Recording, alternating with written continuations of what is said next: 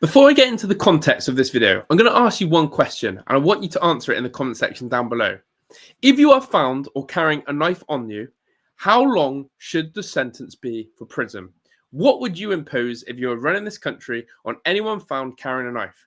Why I ask this question? Because it's important in context in relation to what I'm about to tell you. I don't know about you, but I'm sick and tired of seeing the same things involving these stabbing attacks. Number one, it being the usual suspects. Number two, the prediction of the mental health card.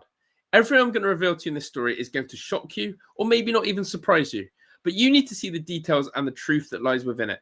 Welcome along to True Brit Media. This is the channel that speaks, exposes, and lives the truth, and the truth must be heard. Today, I was scrolling around, looking at the stories, doing some investigation, and this one caught my attention. In Manchester, where a man stabbed someone, but got away with it. Why? Because the excuses that he had for the reasons he did it. It is shocking. So you need to lock in to see what these excuses are and how on earth has he been let off with this? I will never know. Make sure as well you lock in by subscribing to the channel. We are on the road, as you can see, to 27,000 subscribers. We are 49 people as I record this video away from it. So come on, big up to you guys. And if you've already subscribed, then just double check if you've got your notification bell turned on, because that massively helps me as well. We nearly have 3,000 of you locked in with that notification bell. So without further ado, let's get into the gist of this story, which is quite simply one that I'm trying to get my head around, and I don't understand it. So here it is, presented from the Manchester Evening News. And of course, before you even ask me, is the mainstream media covering, you know the answer to this. And let's just make this a little bit bigger for you. So, the tragedy avoided by pure luck. I'm going to give you the name. Are you ready for this? Abdullah Ram Omar Salim, 19, said he was carrying a knife for protection. You know, when I read that, I thought, you're joking. You are joking. Imagine if we used that excuse.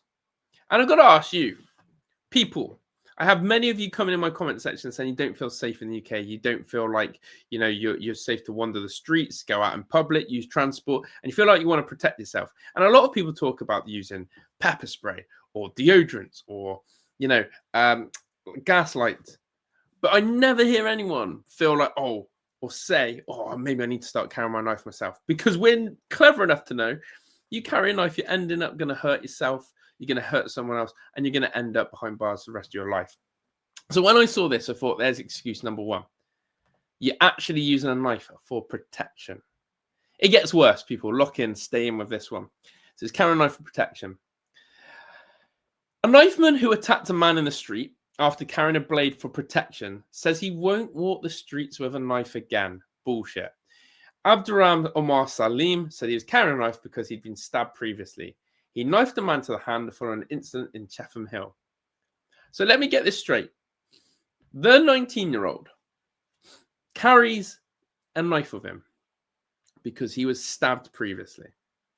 And so where he was then the victim has now become the assaulter and has just done the exact same thing that happened to him. Make that make sense. And that's why I always say anyone who carries a knife is stupid, because whether you've been the victim, you're one day going to be an assaulter, whether you're doing it in self-defense or whether you're doing it attack.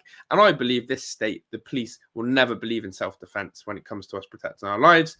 And look what happens. But I swear down, this isn't the only excuse. You need to see the excuses at the end of this article. It's nuts. So we've now got someone who ironically has said that he won't carry a knife again. I don't believe it for 1 second. Do you? Let's carry on. So Manchester Crown heard that Omar Salim had been accused by his victim of throwing a rock. So he was accused of throwing a rock at a convenience store where he was working. After he'd been accused, Omar Salim said, "And what? I will stab you." Oh, so this guy who was meant to be playing the victim, this Omar Salim, who said he carried a knife because he was, you know, scared because he'd been stabbed and attacked himself.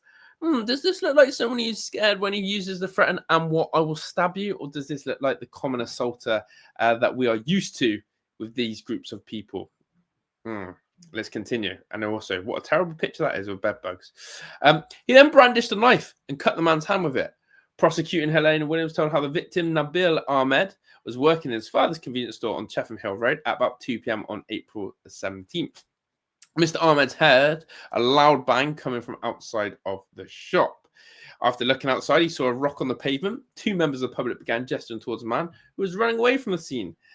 Mr. Ahmed decided to give chase and caught up with the man, who was Omar Salim. Mr. Ahmed then accused Omar Salim of throwing the rock at the shop window. Miss Williams said the prosecution could not prove whether Omar Salim had been responsible. After being accused, Omar Salim told Mr. Ahmed, "And what? I will stab you." So again, this whole victim approach of, "Oh, I'll never carry a knife again," and "Oh, I was stabbed myself. Look at this fool. He's throwing rocks at people's businesses and convenience stores. He's being antisocial. He's running away from something he did. And then he actually, when confronted, uses a threat." Yet, can anyone hear that? Yeah, it's the world's smallest violin for sympathy. Pathetic. But it gets worse. Make sure you're sat down for this next part, because you will fall, faint, collapse when you read this. And yeah, this is nearly as tragic as these adverts that I'm seeing on this article. So Omar Salim put his hand inside his jacket and began fiddling with something. Mr. Ahmed was concerned with his behavior and tried to restrain him. Omar Salim struggled and broke free. He took out a knife and started to swing it towards Mr. Ahmed, who raised his arm in a bid to defend himself. When he brought the knife down, it sliced through the edge of Mr. Ahmed's hand and finger. Mr. Ahmed was able to call the police, and members of the public helped detain Omar Salim before the officers arrived. Essentially, if it wasn't for the intervention of the public, Omar Salim would have murdered this man. He got lucky because he just stabbed his hand and his arm. And he got lucky that there was help and assistance. And he got lucky that this Mr. Ahmed was actually able to defend himself. Because if that was some innocent person, he would have stabbed him and he would have killed him. Facts. And then here are the excuses. This is the part about excuses now. It is by pure luck rather than design that Mr. Ahmed did not suffer more significant injuries. Exactly. Omar Salim had been carrying a knife in the hope of protecting himself after being stabbed previously. There's no protection back there. It was all aggressiveness, and he provoked the whole incident. He doesn't intend to carry a knife anymore. He has now realized, particularly because of his own experience, just how serious it is to carry a knife. Do we agree with this? Absolutely not. This is a crazy story. But here's the best bit.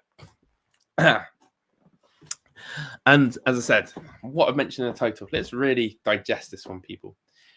Miss Brocklebank said Omar Salim has ADHD and autism and was immature at the time. She said that his 8-month spell on remand in prison had been a wake-up call for him.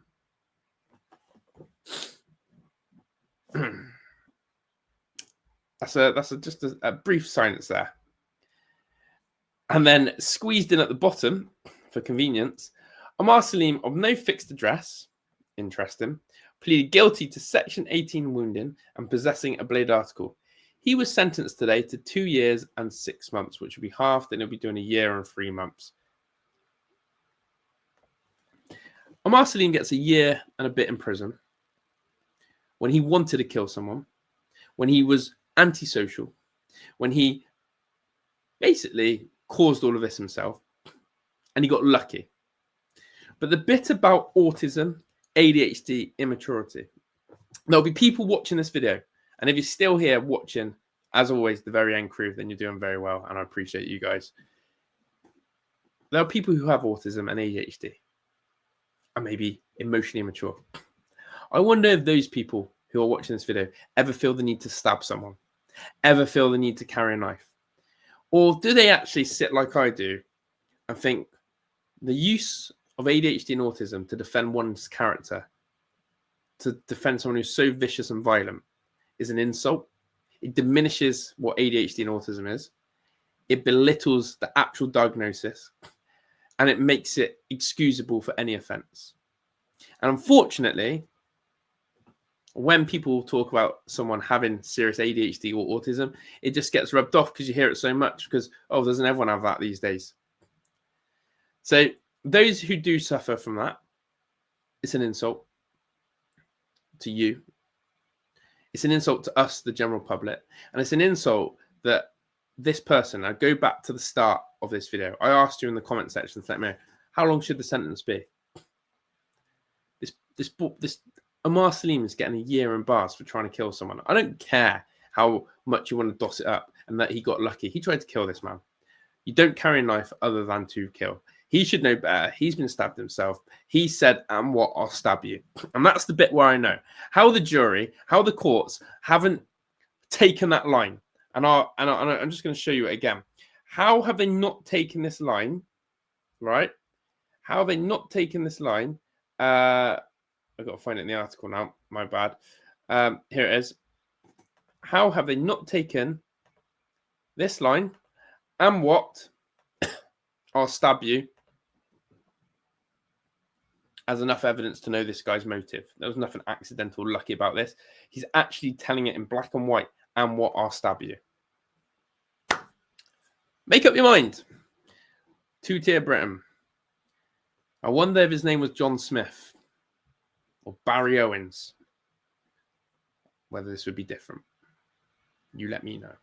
People, thank you to everyone who's watched, everyone who's liked this video. And if you haven't liked, check right now. Is that thumbs up, lit up? Make sure. Subscribe. Let's get to 27K by the end of this video. Thank you for all your support. Share this one around.